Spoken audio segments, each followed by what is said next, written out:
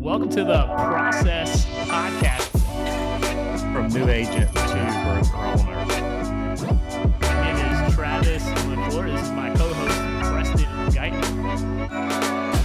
Welcome to the Process Podcast. This is Travis McClure. And as always, my co-host, Preston Guyton. Preston, how you doing today, sir? Good, man. Good. Going to Ruck this afternoon. Oh, yeah. You didn't no workout this morning? No, I think the Park City and the time change and, getting back late Sunday, going to work Monday morning, waking up every day at 4, just kind of caught up with me. I actually slept in today, which I don't do that very often. Yeah. But it was like 6 a.m. and I got up. I was like, what happened? I enjoy a ruck workout every now and again. It's just a good, like, low heart rate. It's a good way, I think, to kind of defragment, just like you and your thoughts, just kind of walking it out.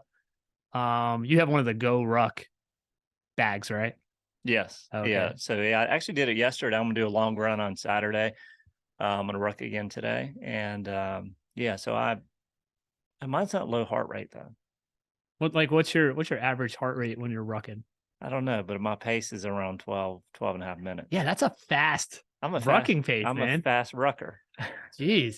I'll go slower this afternoon because my wife's going to walk with me. Oh, okay. Now we're not going to hold hands or anything, but Yeah. she's going to walk with me, and I'll go slower. But yeah, when I do it in the morning, because I have an hour, right? So I have an hour. I start running at 5, or I start rucking at 5, and I always want to get 4 miles in if I ruck. So, and it's not always exactly 4. It's like 4.25 or what. So I got to get back to my house by 6.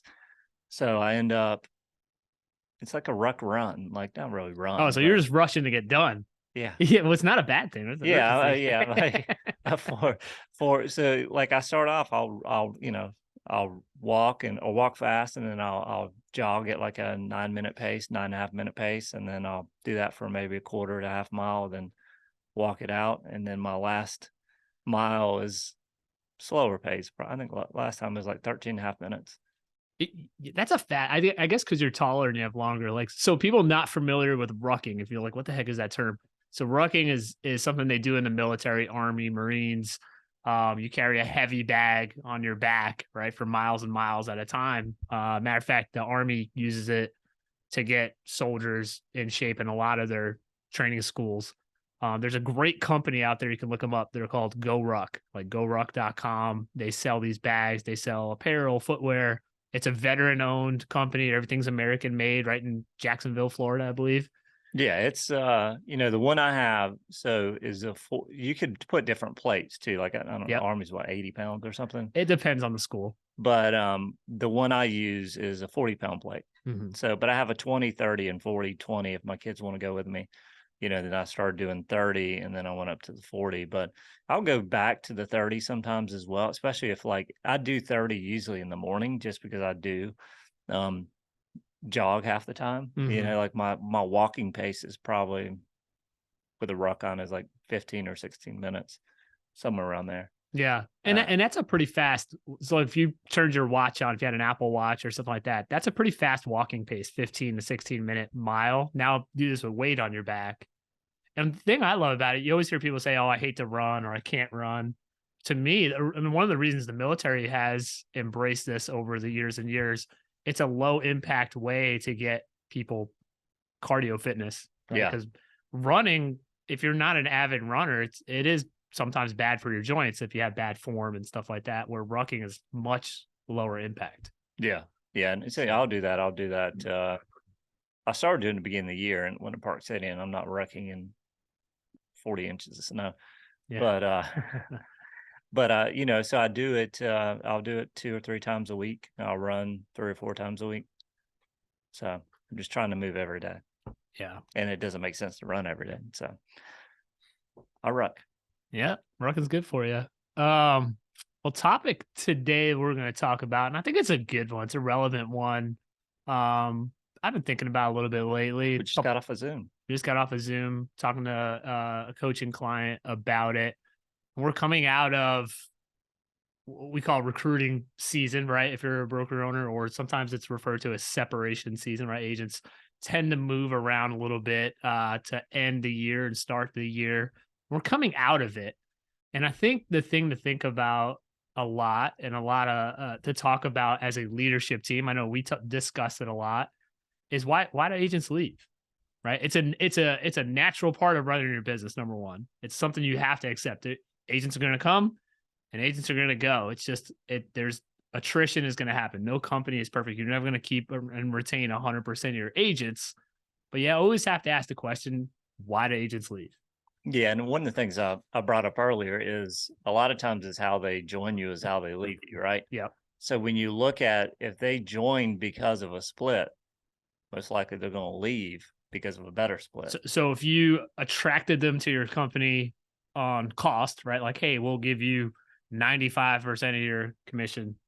Correct. They're going to leave when someone offers them Yeah, 96. because I mean, if that's your main, if that's your main onboarding or your main recruiting is, hey, come here for the splits. Because if it was all about the split, everybody would be at a 95%, 100% company, transaction fee company, but they're not. So, Yeah. I mean, that goes to show that it's not always about the split. But if somebody joins you because of that reason, most likely they're going to leave you for that same reason. I think split is an interesting topic. I had a coach years ago. He ingrained in me, and I think it's true. He always says cost is only an issue in the absence of value, Yeah. right? It's only an issue if there's no value.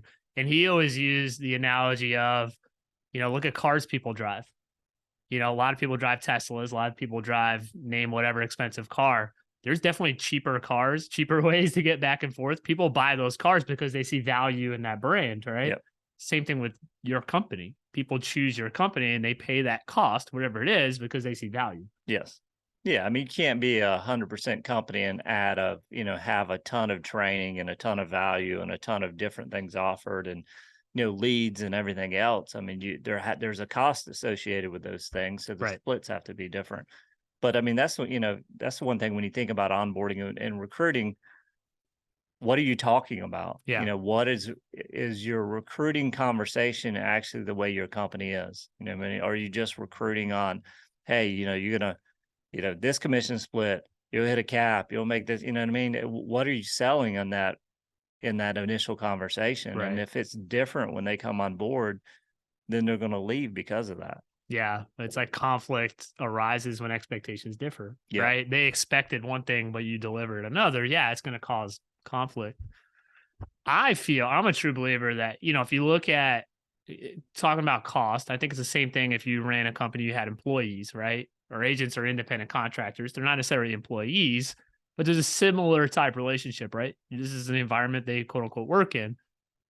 A lot of times, if you look at stats year over year, employees don't leave companies or don't leave jobs a lot of times because of the pay, Yeah. right? They do studies on this all the time, or on exit interviews and things like that. It's a lot of times it's not because of pay. It comes to these three reasons, and typically it's belonging, support, and autonomy. Yeah. Right? They didn't feel like they belonged to in the organization, or they didn't feel like they fit in the culture. They didn't feel supported, Yep. right? And then the autonomy. They didn't feel like they had the ability to make decisions on their own. Yeah, for sure. Right. And I think agents leave mainly for those three reasons within a company. Yeah. Yeah. And a lot of times they don't feel like they're valued. You know what I mean? Yeah. Like the work they're putting in is actually being noticed. And that's a big part of what we do is, recognition, making sure agents are recognized and making sure employees are recognized, making sure everybody's recognized, right? Because everybody wants to be recognized especially when they're putting in the work and they're coming in every day and Mhm. doing all the things to grow. That's very important for us as well. But I think also too, you got to think as a company, and I know we do a good job here.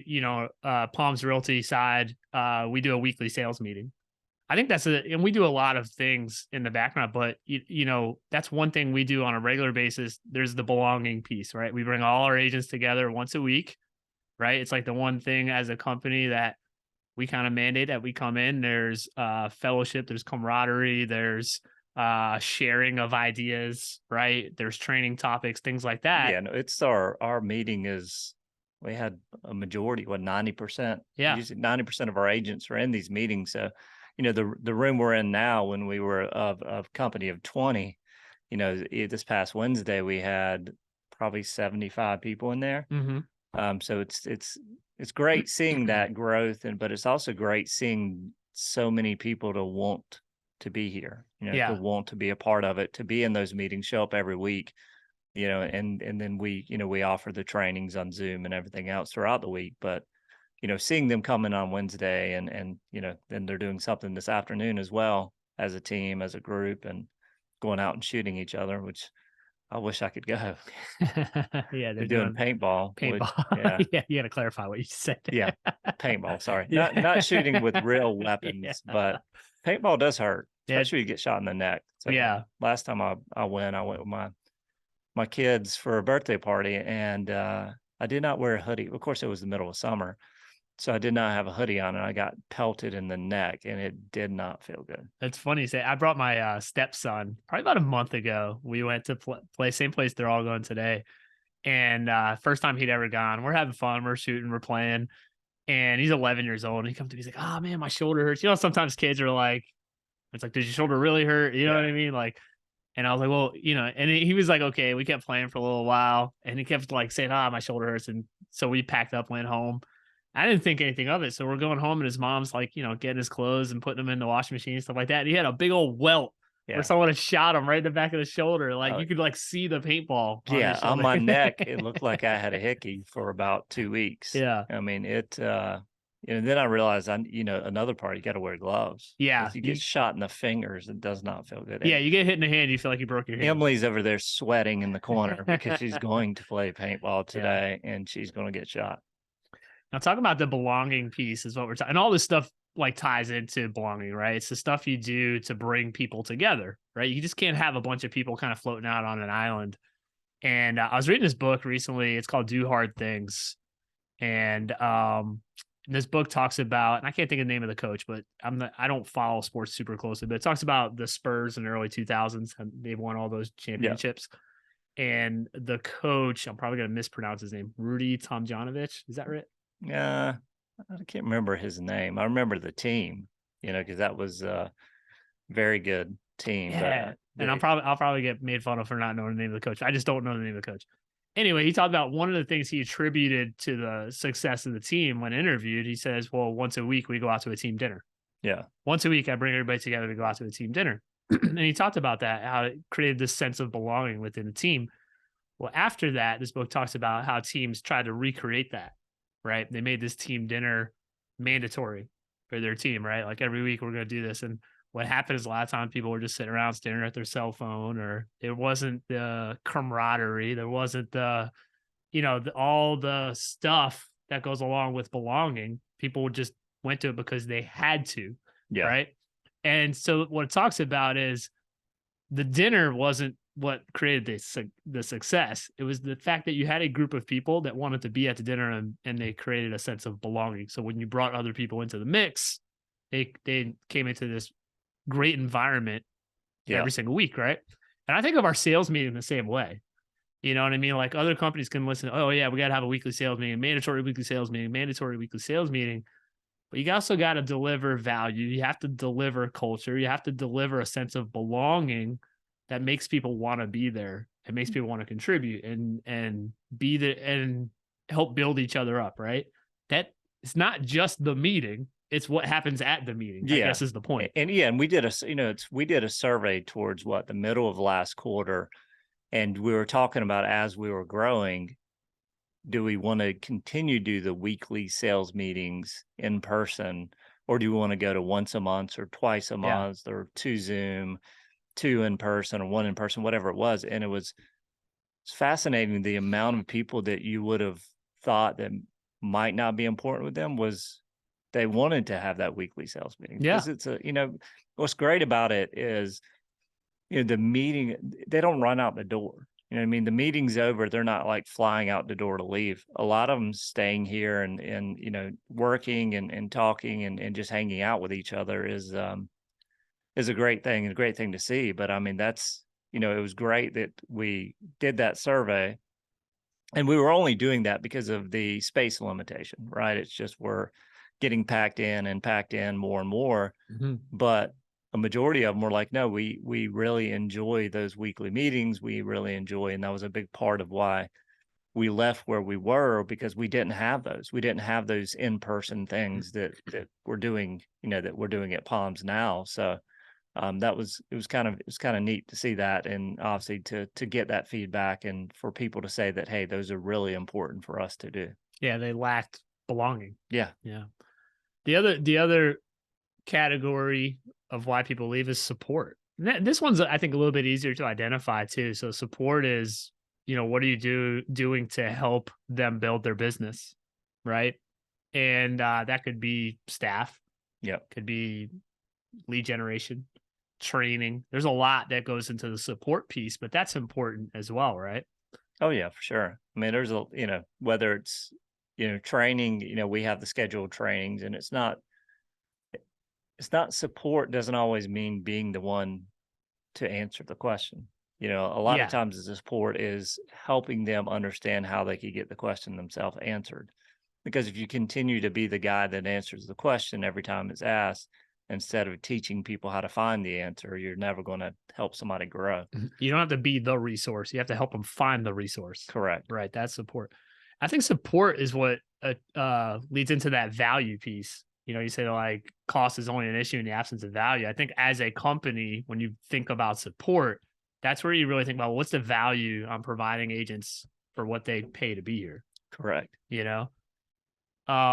And of course, the last aspect is, and I think it's a really hard one with the independent contractors. We just had a conversation about this. It's the autonomy piece, So you have independent contractors, right? They're essentially running their own business within your business, right? So how do you maintain, holding people accountable, but you want them to be able to run their own business? There's a fine line and a balance there. Can you explain autonomy for the people that don't know what autonomy is? So autonomy is the ability to self-govern or make your own decisions or to have freedom, right, within the framework, right? So the opposite of autonomy would be someone just telling you what you're going to do, how you're going to do it, and mapping out every single, rigidly, this is the way we do it, right? So there's a difference. It says employees or people that, belong to organizations, they sometimes leave because the organization lacks autonomy, right?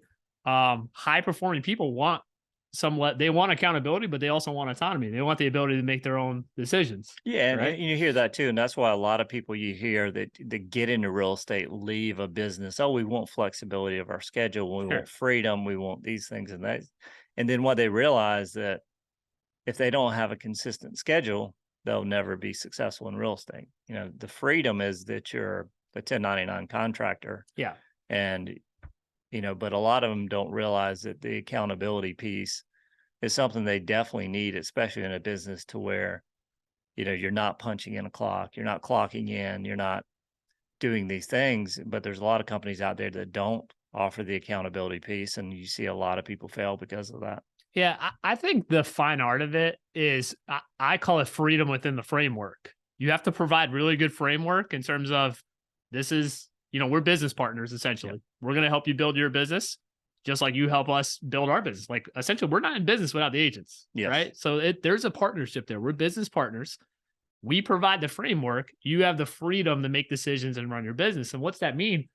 In our company, for example, we don't have set office hours or anything like that. But we do have standards around and expectations around lead generation and other things, right? That's the framework. You choose when you do it. That's right. You choose how you do it.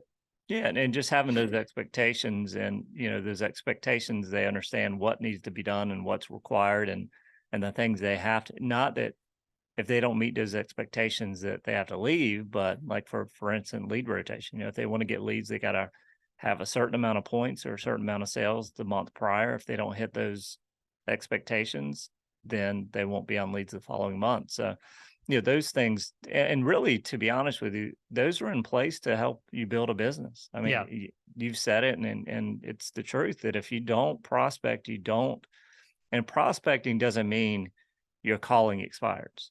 Prospecting, to me, you could be calling buyer leads, you could be calling past clients, you could be emailing, texting, or whatever it is. It's a dedicated amount of time each day that you spend to grow your business.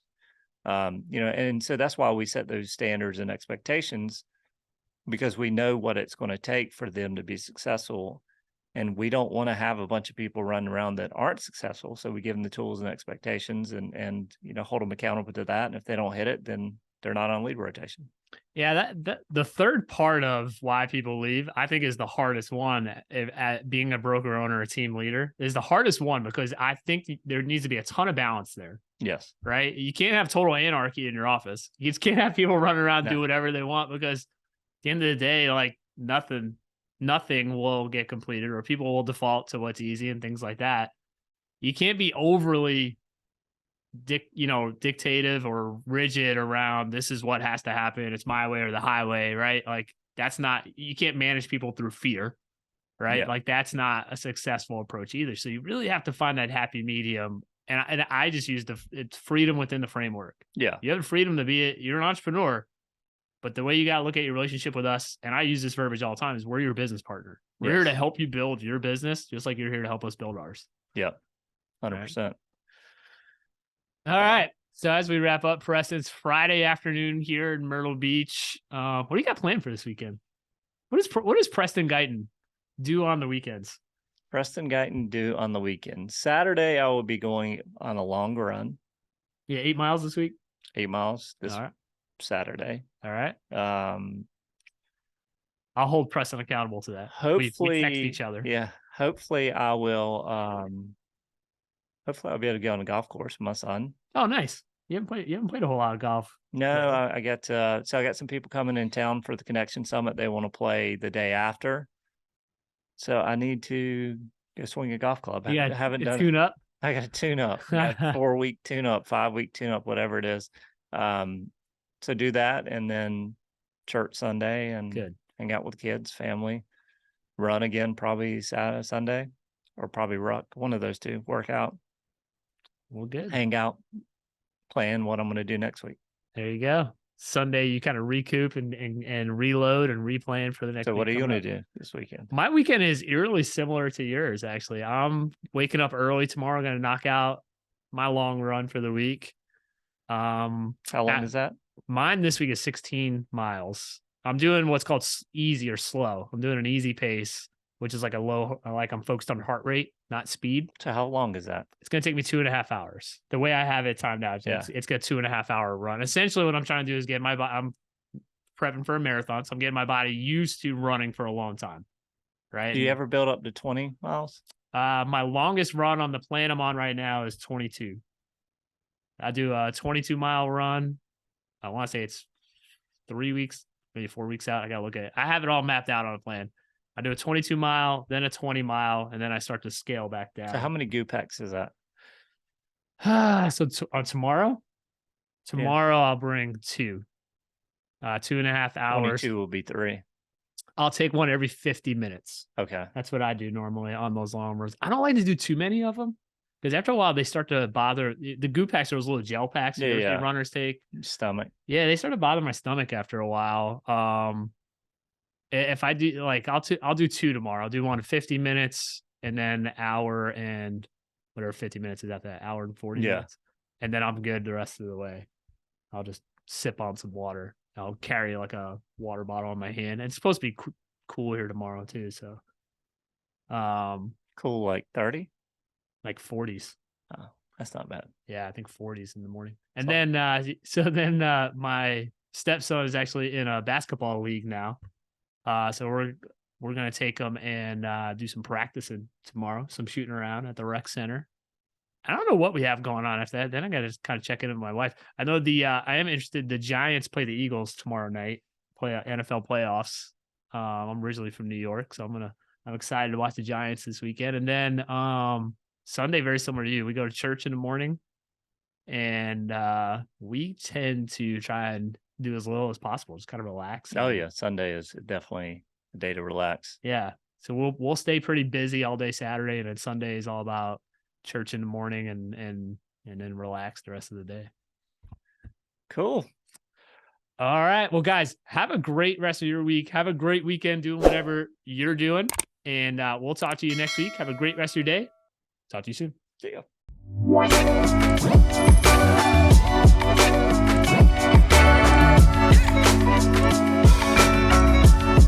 Bye.